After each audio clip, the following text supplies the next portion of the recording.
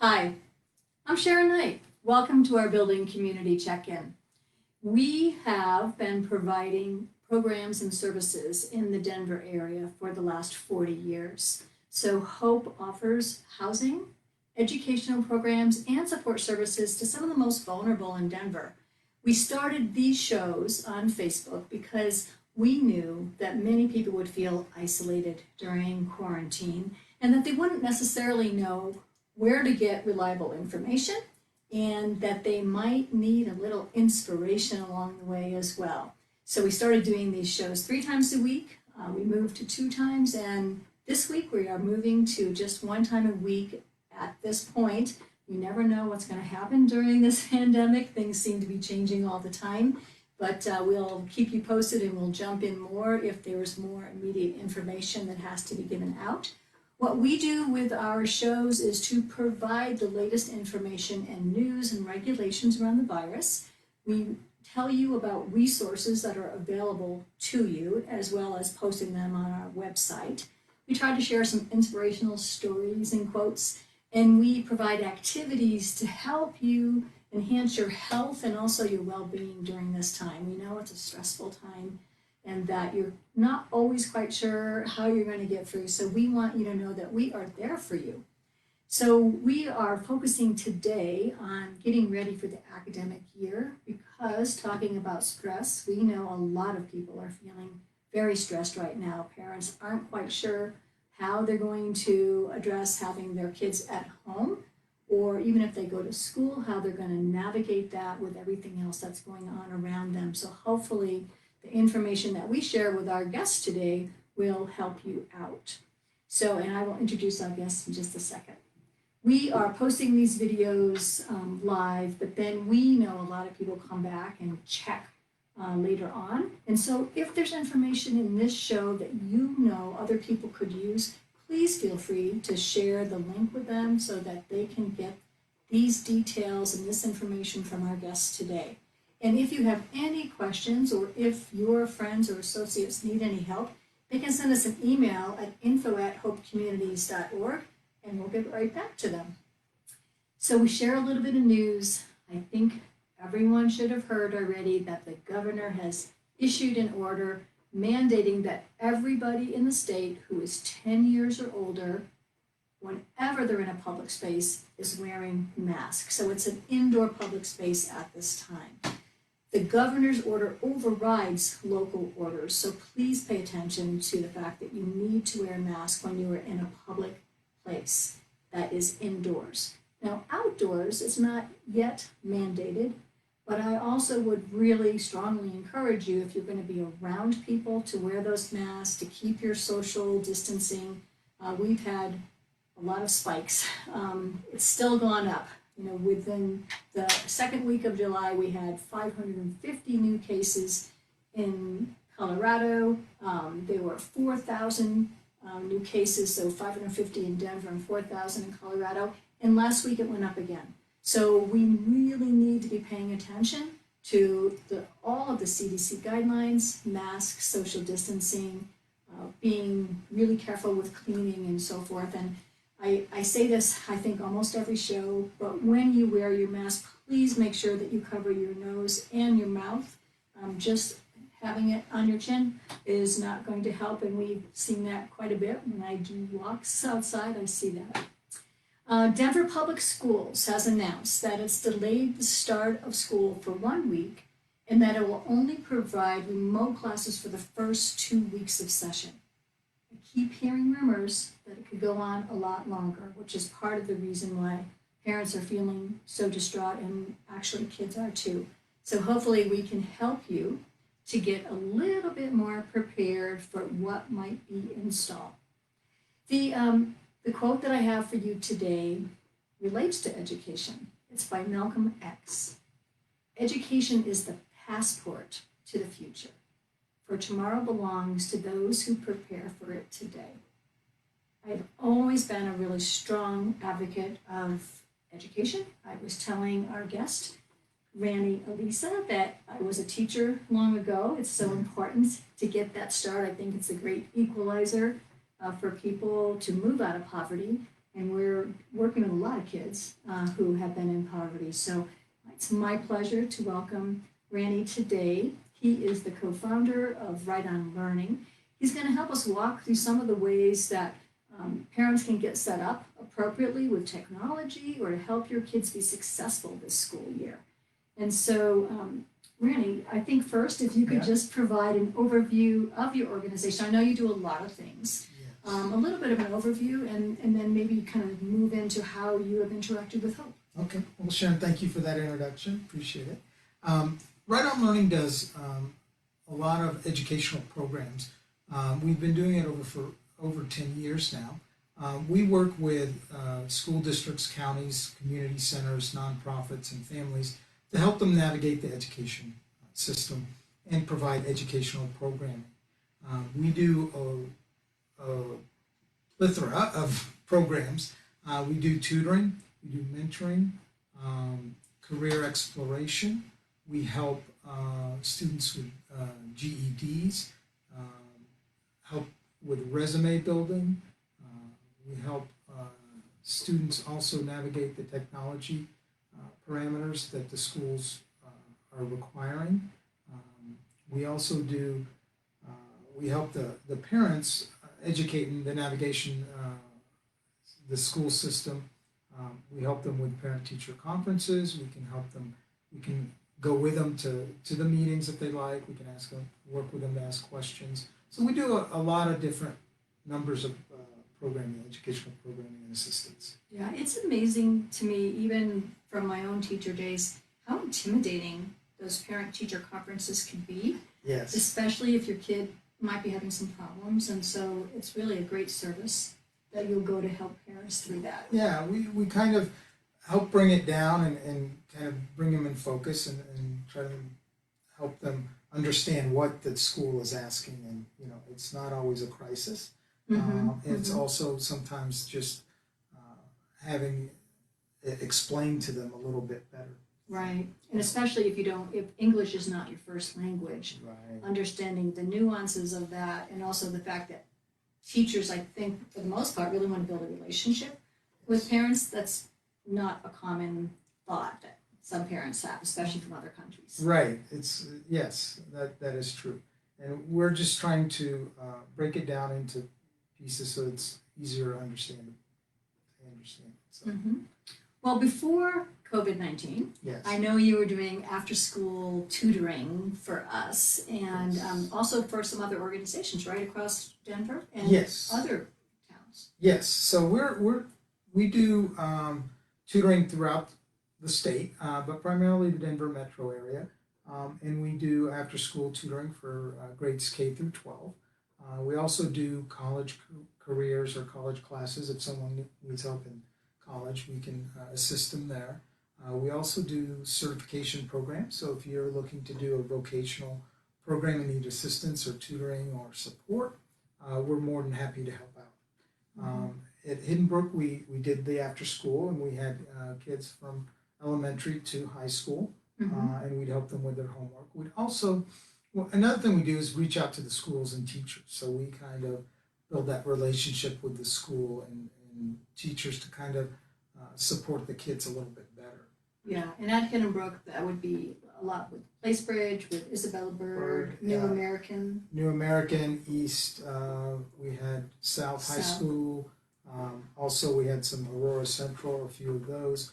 But, you know, wherever that locale is, we try to help and reach out.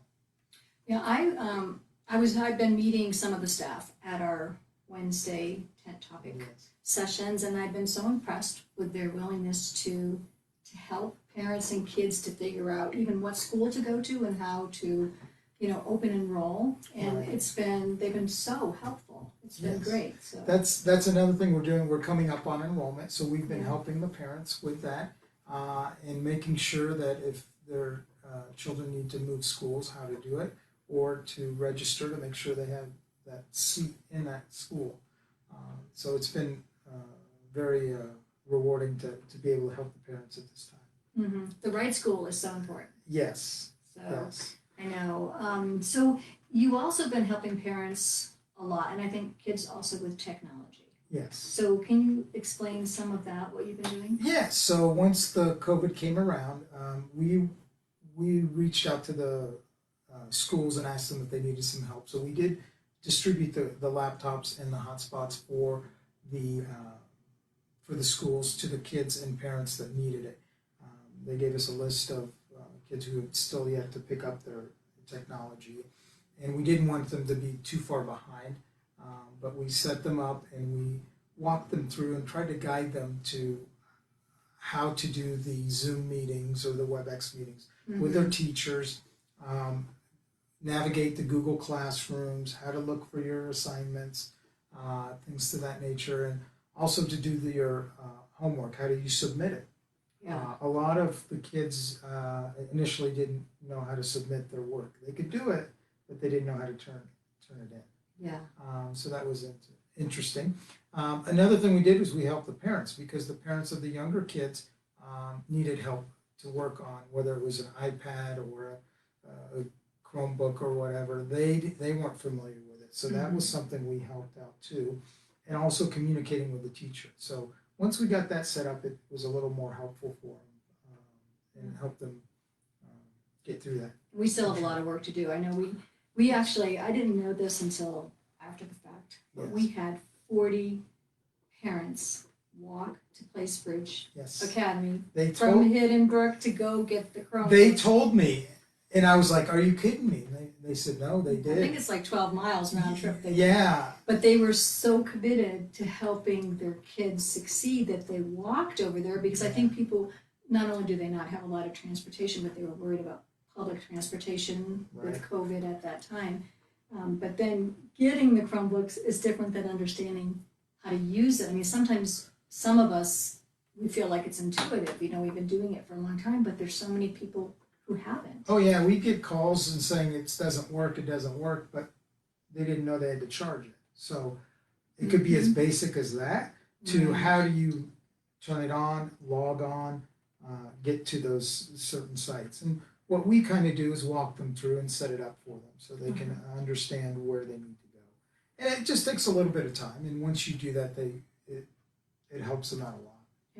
Yeah. And I will say, because we have properties across Denver that we're talking a lot about Hindenburg because that's where you're based, but we see this issue of people not having full command of computers, technology, and so forth across Denver. So it's not just our refugee clients and families, there are a lot of people who just don't have that depth of technology. And we deal with not just the refugee but we do private tutoring, we do schools, and I can tell you it's the same. Yeah. The students just don't know sometimes how to navigate it, or they get confused.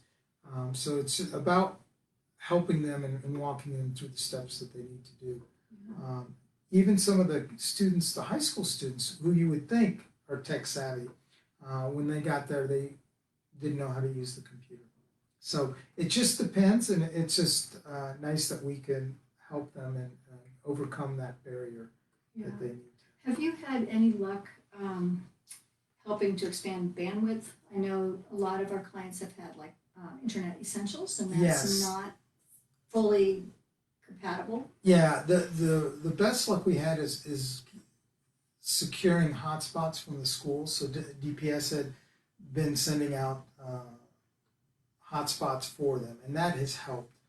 We've also been using accounts to piggyback off of Xfinity, so you can add different accounts on there to help them until we get the hotspot. So we've been working with what we have and trying to overcome that. Everybody can use their phone, but sometimes the phone has data restrictions or slows down. Sure. So it's important that we're there to help them find a solution. Yeah, and if you have several kids in a household, Yeah, bandwidth dwindles very quickly. Absolutely, yes. Well, since you work a lot with families around education, what are some of the other problems or challenges that they're having that Hope or other organizations or people out there in the community who are watching this might want to help us with? Well, I think access to the technology is one thing. The other thing we do is just to do to call them and just ask them, what are they having trouble? Just to touch out. We do weekly, what we call welfare checks. And we just say, what are you having trouble with? You know, how can we help you? We do, whether it's, you know, and then we can refer them to the right resources, whether it's rent, whether it's they need their electricity turned on, you know, the Community with Hope and Spring Institute and all the nonprofits working in this area can help them overcome that. So they're not afraid. With the aspect to technology, we look for how can we get them the laptop so they can do whatever they need. Whether it's get a resume, apply for a job, it can be, you know, enrolling into college, FAFSA applications. Those are tough. Yes, they are. You know, DPS or CCD just recently said free tuition for anyone who graduates from a DPS high school. We've been helping the students with that, but also getting them access to technology is a huge barrier for a lot of these students and parents. So I think that's a big thing. Even the playing field. That's what we try to do. We try to get that technology in their hand. One of the things that that we love working with Right on Learning, or also with Spring Institute and some of our other partners, is that we all are doing welfare checks. Yeah. We're all checking, and so whoever might have the best relationship with someone can identify what the issues are, and then we can, you know, attack that problem together. We collaborate. It's like we have a so-and-so called me. Oh, we know them. You know, whether Hope knows them, or Spring Institute, or whomever, they'll tell us, oh, okay. And say, well, could you check on them? Could you look them up? So it's about, you know, working together as a group and coming up with solutions. Now, right now, we have navigators. We can navigate in English, Spanish, Arabic, Burmese, and Dari and Somali. Wow. But do you also have navigators with other language capacity? We have Spanish and we have English. We do have, what we kind of do is we use the students to help us. So those students who, Nepali, we kind of try to get them involved and we give them incentives to just, you know, get bigger groups or reach out to their groups or friends to spread the word or to see if they need anything. We don't have as many interpreters as you guys do, but we find ways to connect to them. Yeah, we've had to expand the number of interpreters with different languages during COVID, just because there's so many critical issues that needed translation and interpretation that we just had to. It wasn't responsible not to be able to share those very, very critical details. Yes, and it's important to have someone talk in their language so they understand, because you never know when you're translating from English into their language, you don't know if they get it or if they understand the English language. So that's very important. Right, yeah. So we are talking about doing a future show very soon on educational support and having our interpreters on the show with us, which we've done a couple of times before, just so that we can get the information across to a broader audience. What I know from past shows is that it takes twice as long in Burmese to say the same thing, because the words, I mean, that's why it's so hard to understand the nuances. The words are just not the same. Right. It's not a quick translation. Right, that's true. But it's been really interesting. Now, I love the fact that you've been at the tent topics, which we have canopy tents set out through our community garden space, and we have different partners who come in for that and provide services. And your group has been there consistently every week, and I know you always have a crowd. So what are some of the things you've been focusing on? Well, we've been focusing on helping them with their resumes. We've also been working on signing up for driving school. So one big barrier is getting them their driver's license so they can get a car or travel to jobs. So we've been working with that with Spring Institute on that, and we're going to come up, we're working with a driving school to help them out on that. Also, we've been putting some classes together, online classes for some of these students that want to learn and get ahead. We've been doing that. But also the parents are interested in ESL or learning. So we've been referring them to other resources that have ESL classes online, or if they wanted, citizenship, and the census is going around, so we've been referring them to that as well. Well, we have, sometimes we have Project Worthmore that comes into the garden as well. And they're trying to navigate having Zoom classes for ESL. Yes. And so I know we'll probably We want met to partner. them. Yes, we met them there, and we were so glad to, because we were getting a lot of requests for that. And what generally happens, we go and we help the students, but then the parents are there, and they're like, "Yeah, I want to learn English too." So we're like, "Great, we'll send you the resource, or we'll hook you up with whomever can help you." So yeah, it's been a great experience with the 10 topics, and to connect with the community. It's nice to see, we get familiar with them. Right. So it's and if someone hasn't heard me talk about this before, we have the canopy tents that are spread out across the garden area. Everyone who comes in for service or resources has to wear a mask, gets their temperature checked, and also has to keep social distance. So there's lots of resources available, but we are definitely following CDC guidelines because we don't want to spread anything with our clients or our partners. Yes. So I know you and I have talked about finding some instructional videos to talk about specific types of technology. Yes. Do you want to update us on Yeah, so we're working with APS and DPS. They're putting together some instructional videos. They have some fellows working on that, and they should come out shortly. Great. And we'd love to share it with you.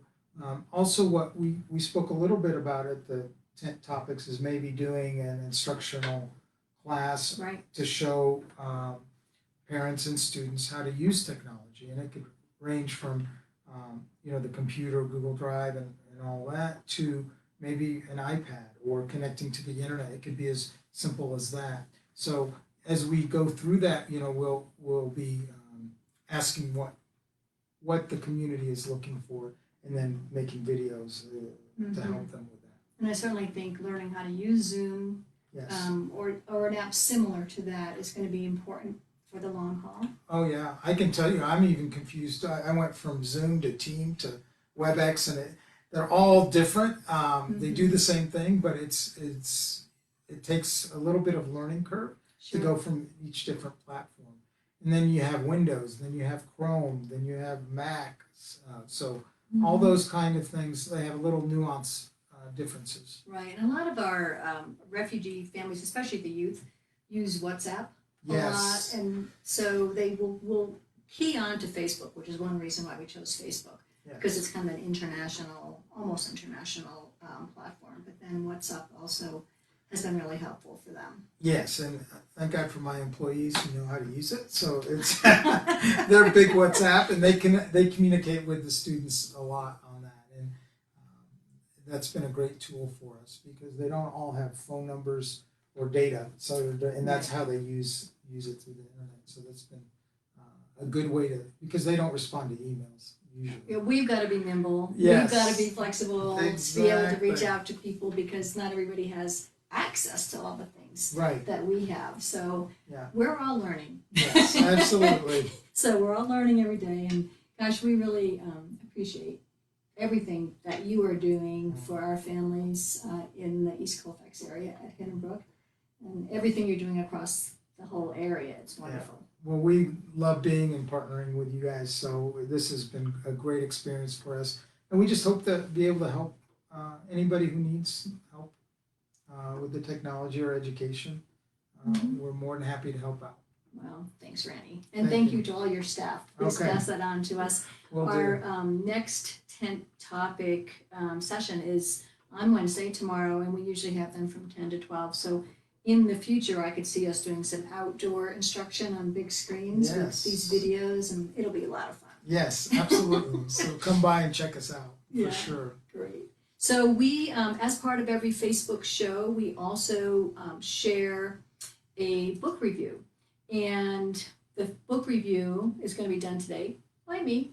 Um, so we try to show a book that is downloadable from the Denver Public Library because, you know, a lot of people cannot get out or they're not in they don't have the possibility of going out and buying a book, even ordering it online. So we'd like to make it as easy as possible.